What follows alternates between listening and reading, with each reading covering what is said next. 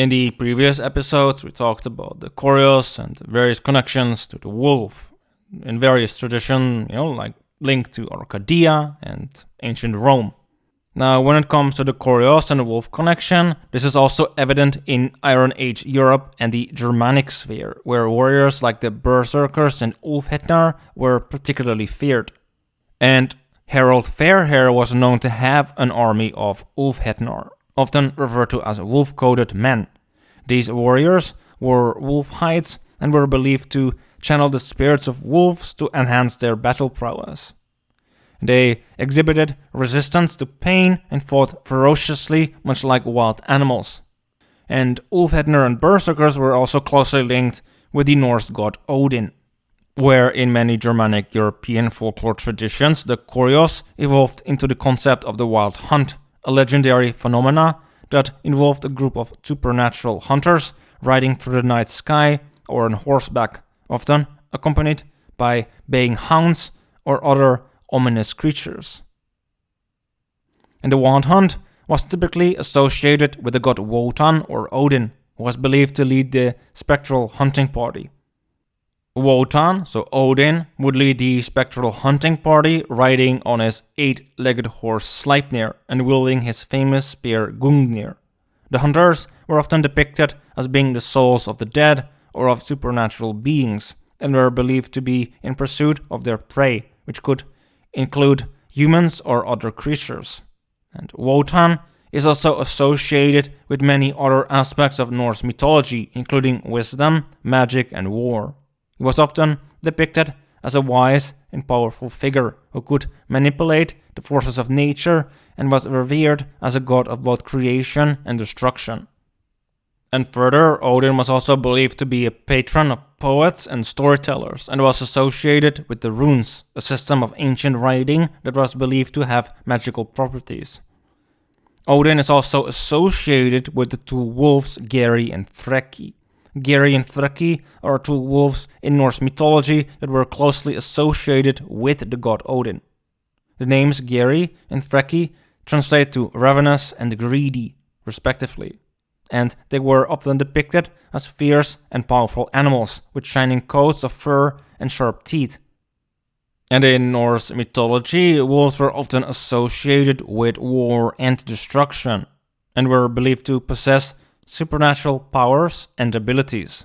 And Old Norse mythology also includes 3 malevolent wolves: Fenris Ulfr or Fenrir, along with his children Skoll and Hati. And according to legend, Fenrir's offspring will consume the sun and the moon during Ragnarok.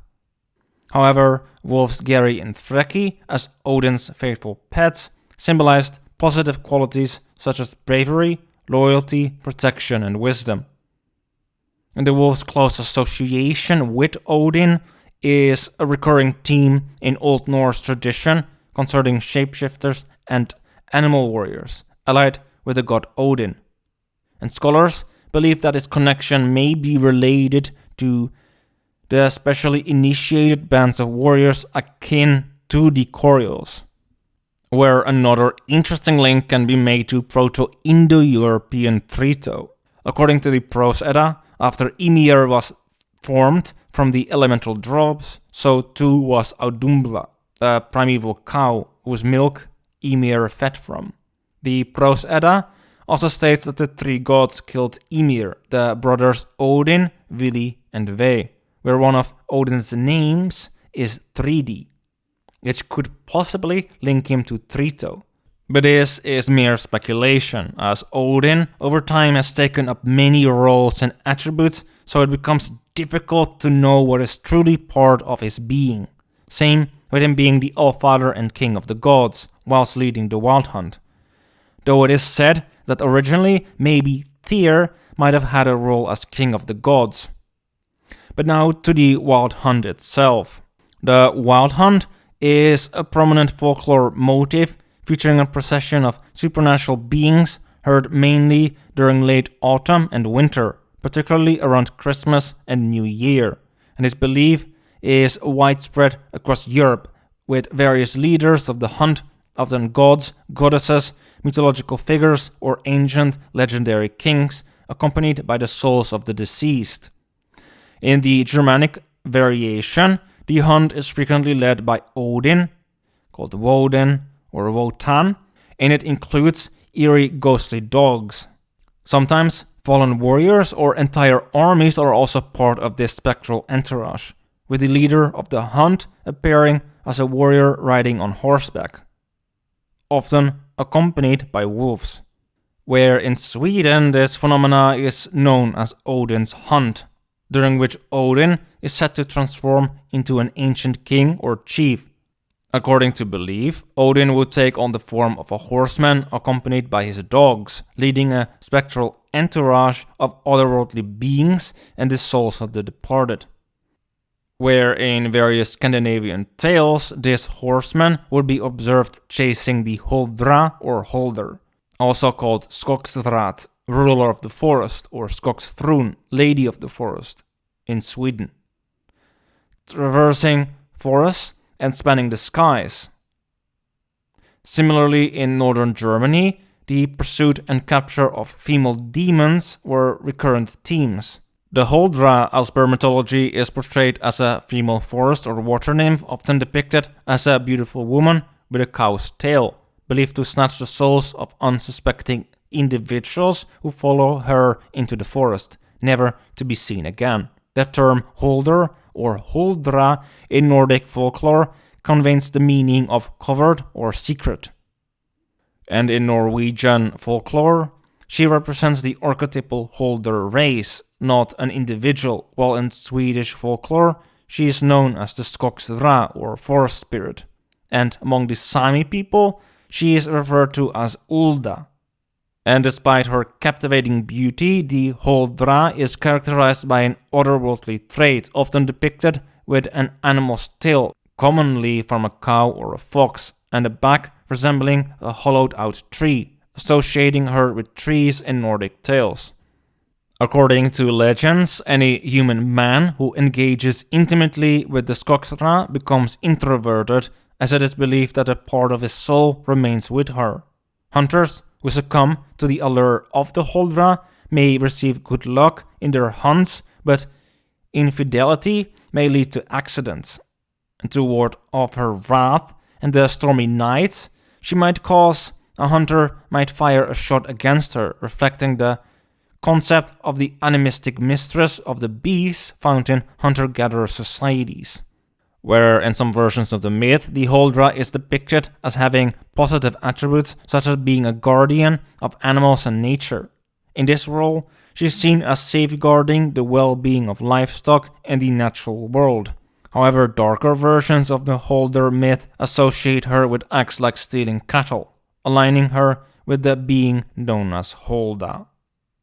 It is believed that initially the Huldr might have been perceived as a singular figure with a dual nature, both stealing and protecting cattle, where Hulda is also associated with leading the wild hunt. Livestock, including cows, sheep, horses, and poultry, is frequently mentioned in connection with Hulda's protective role. The idea was that invoking Hulda's favor or respecting certain customs associated with her could ensure the health and prosperity of these animals, where Hulda is also connected to magic. Her association with the spirit world through the magical arts of spinning and weaving has led to her depiction in Catholic German folklore as a figure connected with witchcraft. And she was taught to ride alongside witches on distaffs, which bear a resemblance to the brooms often associated with witches. A distaff is a tool used in spinning to hold unspun fibers, keeping them untangled and aiding in the spinning process. Where in old church documents, Hulda was frequently equated with Diana, through their shared connection with magical arts, but also Hulda's connection to childbirth and linked to the afterlife regarding young children. She was also known to only be reachable through a pool of water, which then, in a paradoxic manner, would bring you into the heavens, where she would live. As the Lady of the Beasts, Hulda has many creatures associated with her as well, including hounds, cows, wolves, pigs, horses, goats, bears, and birds of prey. And in certain stories, she dwells within the woods, embodying the ancient amalgamation of a half-tree, half-woman entity credited with giving birth to humanity. Where Hulda was also associated with lakes, streams, and wells. And as early as the 11th century, she was regarded as the leader of women and female nocturnal spirits known as Holden or Hulda. And these women were believed to leave their physical bodies in spirit, venturing out through closed doors into the night while their husbands slept. And they would journey great distances through the sky to attend feasts or partake in battles among the clouds.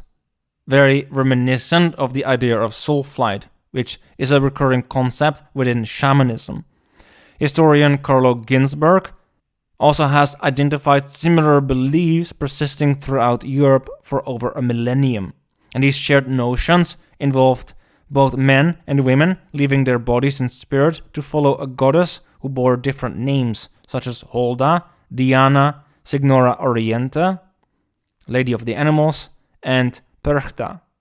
And he notes striking morphological similarities between these goddesses and earlier figures like Hecate, Artemis, Artio, the Matres of Engion, the Matroneia, Epona, and even figures from fairy tales like Cinderella. Where during the 16th century, a fable recorded by Erasmus Alberus tells of an army of women carrying sickles supposedly sent by Frau Hulda, where Thomas Reinesius in the 17th century mentions Vera of the Voigtland and referred to her group as crowd of Maenads. And Hulda's presence is also found in some pre-Christian Alpine traditions that have persisted to modern times. In these traditions, she is revered as a goddess overseeing spinning and weaving, much like the myths of Hulda in continental German regions. Some believe that she represented the feminine counterpart of Berchtold, also known as Wotan, possibly linked to Odin, and that she may have been associated with leading the wild hunt, either alone or alongside an Odin-like figure. And Maria Gimbutas identifies Hulda or Hulda, Holla, also known as Hulda, as an ancient Germanic supreme goddess predating most of the well-known Germanic pantheon, including Odin, Thor, Freya, and Loki. She has thus been also connected to the divine being Huld, that the Vulva and Seitkona worshipped. And these ideas going back to Neolithic Europe, suggesting that Hulda's worship has deep ancestral roots.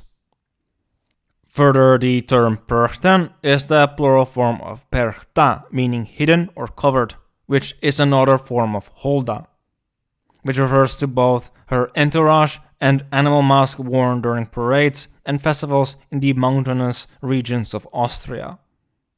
Both also preside over destiny and the cycle of birth, death, and rebirth.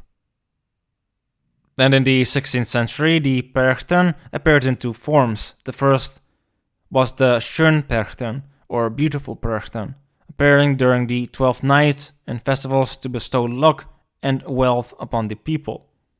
Where the second form was the Schiachtperchten, or ugly Perchten, characterized by fangs, horns, tails, and tusks, which were believed to drive out demons and ghosts. The Perchten were also associated with midwinter and were seen as embodiments of fate and the souls of the deceased, which is reminiscent of the wild hunt and the old Koryos rituals regarding the ancestors. Perchta herself also has two forms. She may appear either as beautiful and white as snow, like her name, or as elderly crone figure. According to Jacob Grimm and Lotte Motz, Perchta and Hulda both share the role of guardian of the beasts, having thus also a giving and withholding aspect to her nature. The character of Perchta is then also a complex figure, with some traditions portraying her as a benevolent goddess of light, while others depict her as a more sinister figure. where in some stories she also is a guardian of the animals, particularly the wild ones, and is associated with fertility and the protection of the household. Where in some stories Perchta is also believed to visit stables and barns during the 12 nights of Christmas, checking on the well-being of the animals. It was thought that she would reward those who took good care of their livestock, but might punish those who neglected or mistreated them. And this type of goddess figure, as either a helpful figure or obstructing figure, can also be seen in the Celtic stories regarding both the Fianna and Cuchulainn as well, both linked to the Koryos, which we will cover in the next video.